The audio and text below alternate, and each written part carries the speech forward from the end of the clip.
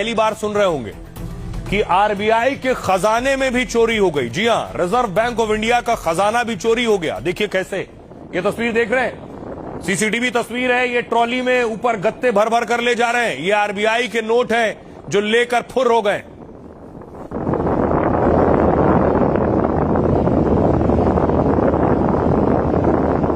पहली बार देख रहे होंगे आप आरबीआई के खजाने में चोरी।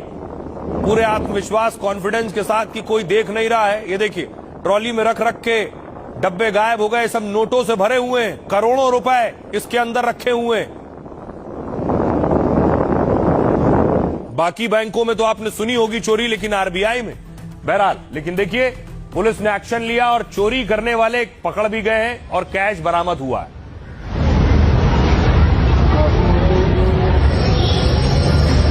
अब आपको बताऊं कि ये सब जो चोर